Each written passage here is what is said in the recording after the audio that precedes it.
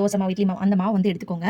இது வந்து சூப்பரான ஒரு கிளீனிங் பர்பஸ்க்கு நம்ம யூஸ் பண்ண போறோம். இது கூட வந்து வினிகர் வந்து நான் சேர்த்திருக்கேன். நீங்க வினிகர் இல்லனா லெமன் ஜூஸ் இருந்துச்சுனா கூட நீங்க சேர்த்துக்கலாம். இது 2த்துல எது சேர்த்தாலும் உங்களுக்கு ஓகே. இல்ல 2மே இல்லனா கூட 2மே ஆப்ஷனல் தான். நீங்க வெறும் இந்த புளிச்ச தோசை மாவு இருந்தா கூட போதும். இது வந்து நம்ம கிளீனிங் பண்றதுக்கு ரொம்பவே வந்து பாத்தீங்கன்னா ஹெல்ப்ஃபுல்லா இருக்கும். நம்ம கேஸ் ஸ்டவ்லாம் வந்து பாத்தீங்கன்னா ரொம்ப எண்ணெய் பிசுக்கா இருக்கும். அதுவும் நான்வெஜ்லாம் நம்ம சமைச்சோம்னா ரொம்ப அழுக்கா எண்ணெய் பிசுக்கா இருக்கும். அது கிளீன் பண்றதுக்கு இந்த சொல்யூஷன் ரொம்ப ஹெல்ப்ஃபுல்லா இருக்கும். இத போட்டு கிளீன் பண்ணீங்கன்னா கேஸ் ஸ்டவ் நல்ல புதுசு மாதிரி பளிச்சுன்னு மாறிடும். இது கேஸ் ஸ்டவ்க்கு மட்டும் இல்லாம நம்ம கிச்சன்ல யூஸ் பண்ற சிங்க் கிளீன் பண்றதுக்கு நீங்க யூஸ் பண்ணிக்கலாம். வாஷ் பேஷன கிளீன் பண்றதுக்கு யூஸ் பண்ணிக்கலாம். ரொம்ப பளிச்சுன்னு மாறிடும். அதே மாதிரி நம்ம இதுல வினிகர் சேர்த்திருக்கனால அதுல இருக்கக்கூடிய எல்லா கரையும் போய் உங்களுக்கு நல்லா ஷைனிங்கா இருக்கும். இப்போ இந்த தோசை மாவை வந்து இந்த மாதிரி லைட்டா அங்கங்க ஊத்தி விட்டுட்டு ஒரு ஸ்க்ரப்பர் விட்டு நல்லா அந்த மாதிரி ஸ்க்ரப் பண்ணி ஸ்ப்ரெட் பண்ணி விட்டுக்கோங்க.